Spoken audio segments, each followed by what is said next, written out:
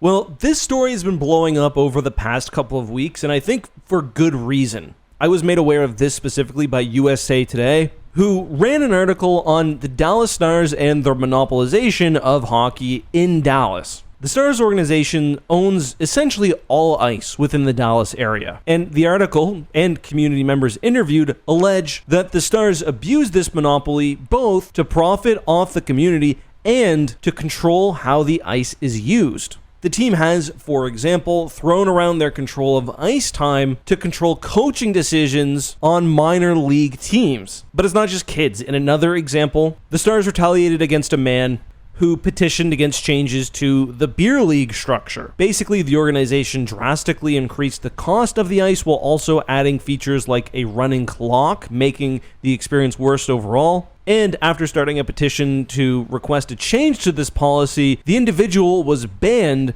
from playing within his league and at the arena generally. There seems to be overall efforts to silence dissent, and again, having a monopoly makes that possible, especially in a place like Texas, where hockey is a newly growing sport. There's a lot more detail in the article, especially regarding how the Stars organization has drastically increased the costs to hockey, how they haven't honored prior community agreements. And all this is made more nefarious when you consider the unique position hockey, especially in the South, is in. The article points out that the NHL is unique among the four major sports in that it plays a major role in growing the game at a local level, and by all accounts, it's been very successful at doing so. So the Stars initially ingratiated themselves to the community, helping to grow the hockey scene, and now are trying to extract money given that they have a monopoly and people actually want to use the ice now. I was reading a Reddit thread a couple of years ago about the rising league fees in Dallas. Actually, one of the situations mentioned in the story, the Stars organization not only added a running clock to the games, of course, to make them shorter, but increased prices to $27 a game. And yeah, they can get away with that. Like, that would never fly in Halifax. I know right now I can rent the Centennial Rink for $150. You split that among two teams, it's certainly not $27 a game,